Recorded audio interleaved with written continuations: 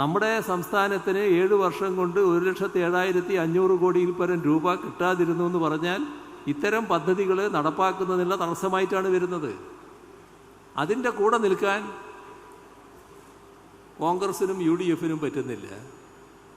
മാത്രമല്ല, ഇതിനെ ആകെ ബഹളമയമാക്കാൻ പറ്റുമോ, കലാപകലുഷിതമാക്കാൻ പറ്റുമെന്നാണ് കോൺഗ്രസ് വല്ലാതെ ശ്രമിച്ചത്. അതിൻ്റെ കാര്യങ്ങളൊക്കെ ഇവിടെ പറഞ്ഞതാണ്. ഞാനതിൻ്റെ മറ്റ് കൂടുതൽ കാര്യങ്ങളിലേക്ക് ഈ ഘട്ടത്തിൽ പോകുന്നില്ല.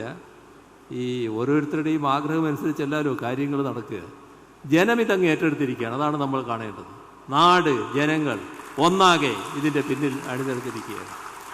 ഒരു ശക്തിക്കും ആ ജനങ്ങളെ പിന്തിരിപ്പിക്കാനാവില്ല. ഏറ്റവും വലിയ കരുത്ത് നമ്മുടെ ജനങ്ങളുടേതാണ്. ആ ജനങ്ങൾ ഉണർന്നു കഴിഞ്ഞിരിക്കുന്നു.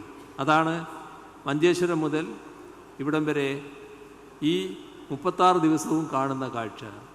വലിയ ആവേശത്തോടെ ജനങ്ങൾ ഈ പരിപാടിയിൽ വരികയായിരുന്നു. വഴിയിലുടനീളം എല്ലായിടവും ആളുകൾ അണിനിരക്കുകയായിരുന്നു.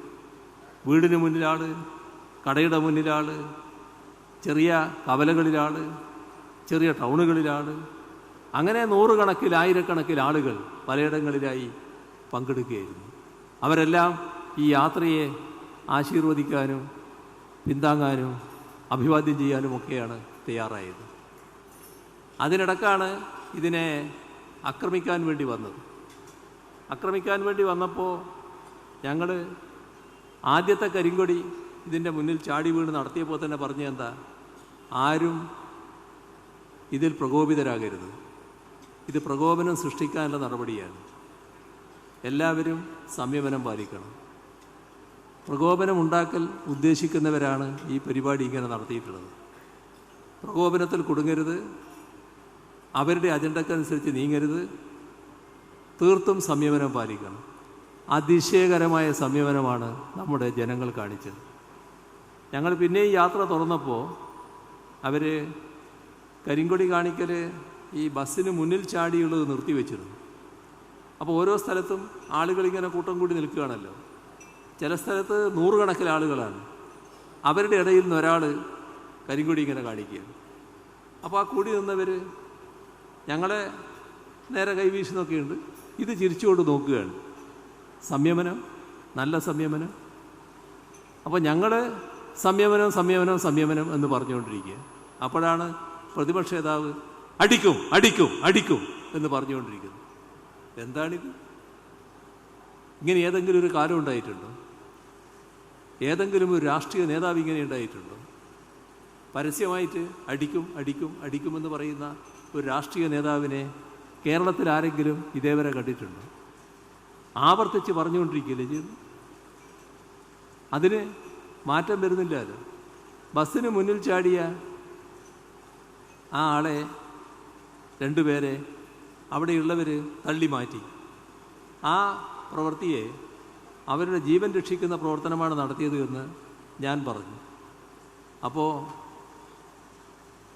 KPCC അധ്യക്ഷൻ ചോദ്യം, നിങ്ങൾക്കെന്താ കാര്യം ജീവൻ രക്ഷിക്കേണ്ടത്? ബസ്സിന് മുന്നിൽ ചാടാൻ തീരുമാനിച്ചവർ വരുന്നില്ലേ, നിങ്ങളാരാ അവരെ തടയാൻ? എങ്ങനെയുണ്ട്? എന്താ ഉദ്ദേശം? ബസ്സിന് മുന്നിൽ ചാടിയാൽ എന്താ സംഭവിക്കുക എന്ന് എല്ലാവർക്കും അറിയാലോ. അത് സംഭവിക്കണം, അതിനു വേണ്ടിയാണ്. ഇങ്ങനെയുള്ള ഒരു വല്ലാത്തൊരു മനസ്സ്, സാധാരണ കാണാത്തൊരു മനസ്സ് അത് രൂപപ്പെട്ടിരിക്കുകയാണ്. പക്ഷേ ജനങ്ങളതൊന്നും വകവെക്കുന്നില്ല. ജനങ്ങൾ ഏക മനസ്സോടെയാണ്.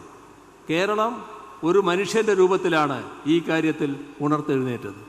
അതിൻ്റെ ഭാഗമായാണ് ഈ നവകേരള സദസ്സ് ഈ രീതിയിൽ വിജയപ്രദമായത്. ഇത് കേന്ദ്ര ഗവൺമെൻറ്റിനുള്ള കൃത്യമായ സന്ദേശമാണ്. ഈ നടപടി തിരുത്തണമെന്നുള്ളത്, ആ തിരുത്തണമെന്നുള്ളത് കേരളം ഒന്നാകെ ആവശ്യപ്പെടുകയാണ്. ഞങ്ങൾ സാങ്കേതികാർത്ഥത്തിലാണ് നിങ്ങൾ യോജിക്കണമെന്ന് പറഞ്ഞത്. കാരണം പ്രതിപക്ഷം ബഹിഷ്കരിച്ചു എന്ന ഒരു സാങ്കേതിക നിലയുണ്ടാക്കരുത് എന്ന്. അത് ജനങ്ങളെ ബാധിച്ചിട്ടില്ല. അവരുടെ കൂട്ടത്തിൽ തന്നെയുള്ള ഒരുപാട് പേര് ഇതുമായി സഹകരിക്കാൻ തയ്യാറായിട്ടുണ്ട്. നല്ല രീതിയിൽ തന്നെ ജനങ്ങൾ ഒന്നടക്കം അതിലെല്ലാവരുമുണ്ട്, എല്ലാ അഭിപ്രായക്കാരുമുണ്ട്. ഒരു ഭേദചിന്തയുമില്ലാതെ കേരളം എൻ്റെ നാട്, അത് പിറകിലായിക്കൂടാ, കാലാനുസൃതമായ പുരോഗതി നേടണം എന്ന ആ ഒരു ചിന്ത അത് മാത്രമാണ് ഇവരെല്ലാം ഭരിച്ചിട്ടുള്ളത്. അത് വളരെ നല്ലൊരു കാര്യമാണ്. എല്ലാവരും ഒരേ സ്വരത്തിൽ ഒരു സന്ദേശം സർക്കാരിന് നൽകുകയുണ്ടായി. അത് മഞ്ചേശ്വരം മുതൽ ഈ വട്ടിയൂർക്കാവ് വരെ ഉള്ള ഈ 36 ദിവസവും ഞങ്ങൾക്ക് വലിയ ഊർജം പകരുന്ന സന്ദേശമായിട്ടാണത് വന്നത്.